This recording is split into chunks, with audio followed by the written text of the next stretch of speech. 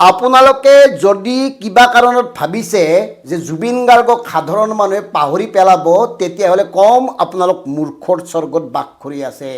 আৰু যদি আপোনালোকে ভাবিছে জুবিন গাৰ্গ নেখেই হওক বা জুবিন গাৰ্গৰ অনুগত অনুগামী ঘনিষ্ঠসকলকেই হওক টকা দি মেনেজ কৰি বিষয়টো তল কৰিব পাৰিব, তেতিয়াহ'লে আকৌ কৈছোঁ আপোনালোকৰ দৰে মূৰ্খ আৰু এই অসমত নাই। কাৰণ নিৰ্বাচনৰ পূৰ্বে যদি জুবিন গাৰ্গৰ ন্যায় প্ৰদান নকৰে, তেতিয়াহ'লে মোৰ ৰাজ্যৰ লাখ লাখ হিতাধিকাৰীয়ে 10,000 টকা দলিয়াই ওলাই আহিব জুবিন গাৰ্গৰ ন্যায়ৰ পক্ষত। জুবিন গাৰ্গৰ ন্যায়ৰ পক্ষত মাত মাতি দিছপুৰ কঁপাই তুলিব। নাভাবিব 10,000 টকাৰে জুবিনৰ আৱেগক আপোনালোকে ঢাকি ৰাখিব পাৰিব। নেশত টকা দিছে, নেশৰ মানুহখিনিৰ লগত আপোনালোকে হয়তো সম্পৰ্ক ৰাখিছে, কিন্তু অসমৰ লাখ লাখ জুবিন অনুৰাগী যিয়ে এতিয়াও বুকুত চপৰিয়াই চপৰিয়াই হাহাকাৰ কৰি উঠে এই ভোগালী বিহুত প্ৰতি মুহূৰ্তে মুহূৰ্তে যাৰ কথা অনুভৱ কৰে, সেইসকল মানুহক এনেকৈ মূৰ্খ সজাব নোৱাৰিব। ক'ৰ পৰা ক'লৈ লৈ যোৱা হৈছে জুবিন গাৰ্গৰ বিষয়টো। হয়তো আপোনালোকে এনেকুৱা এটা সুযোগ লৈছে, মানুহবিলাকে ক'বলৈ এতিয়া বন্ধ কৰিছে।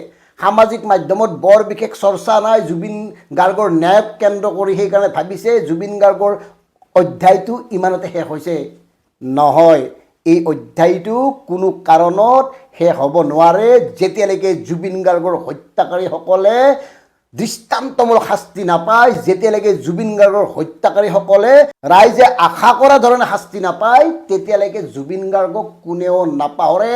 জুবিনৰ ন্যায় সম্পৰ্কে কোনেও অন্য ফালে নাযায়।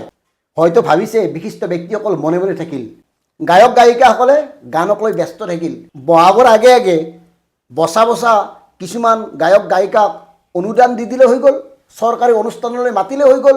যদি ভাবিছে তেনেকৈ, সেয়া আপোনালোকৰ মূৰ্খামি। কাৰণ লাখ লাখ জনতাৰ বুকুৰ পৰা জুবিন গাৰ্গ নোহোৱা হৈ যাব নোৱাৰে।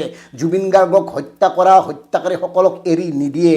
জনতাৰ ভিয়াৰ আমঠু এটা শক্তিশালী কণ্ঠ জুবিন গাৰ্গক হত্যা কৰা বা হত্যাৰ অভিযোগত অভিযুক্তসকলে এতিয়া উকিল লৈছে, দামী দামী উকিল।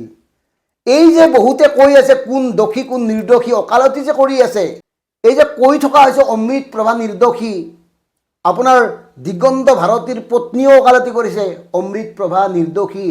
একাংশ সমাজৰ তথাকথিত বিশিষ্ট বুলি ভবা লোকে ওকালতি কৰি আছে অমৃত প্ৰভা নিৰ্দোষী। আমি কৈছোঁ কেনেকৈ নিৰ্দোষী, আটাইতকৈ দোষী তেওঁ। এইকাৰণে তেওঁ বাকীবিলাকে সাগৰত সাঁতুৰি আছিল। হয়তো সাঁতুৰি থকাৰ বাবে জুবিন গাৰ্গৰ অৱস্থাটো কি হৈছিল চকুত পৰা নাছিল। ধৰি ল'লোঁ, যদিও এওঁলোকে পৰিকল্পিতভাৱে গোটেই কামবোৰ কৰিছে, ধৰি ল'লোঁ, কিন্তু এওঁতো কেমেৰাৰে ফটো উঠাই আছিল, মোবাইলেৰে ৰেকৰ্ডিং কৰি আছিল, এওঁতো চকুৰ এটা জুবিনৰ ওপৰতে নিবদ্ধ হৈ আছিল। আমি যেনেকৈ দেখিছোঁ জুবিন গাৰ্গক ভিডিঅ'ত, তেনেকৈ তেওঁ দেখিছে, তাতকৈ বেছি ভালকৈ দেখিছে। তাৰপিছত তেওঁ কি সচেতন নহ'ল?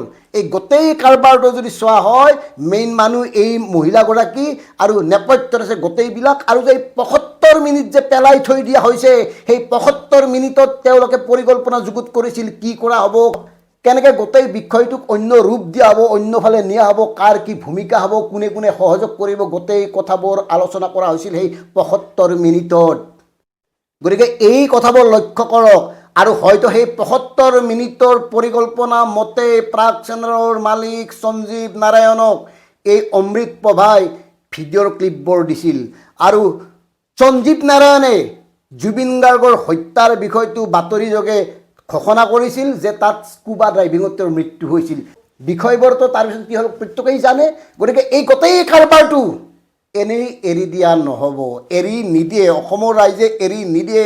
আপোনালোকে যিমানেই মেনেজ কৰিবলৈ চেষ্টা নকৰক, যাকেই মেনেজ কৰিবলৈ চেষ্টা নকৰক, অসমৰ লাখ লাখ জুবিন অনুৰাগীক মেনেজ কৰিব নোৱাৰে।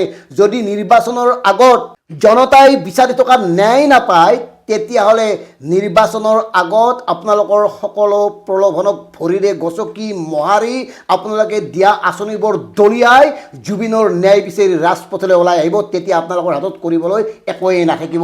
আমি আজিয়েই ক'লোঁ। গতিকে প্ৰিয় দৰ্শক, কথাবোৰ মন কৰক। আমি জুবিন গাৰ্গক নাপাহৰোঁ।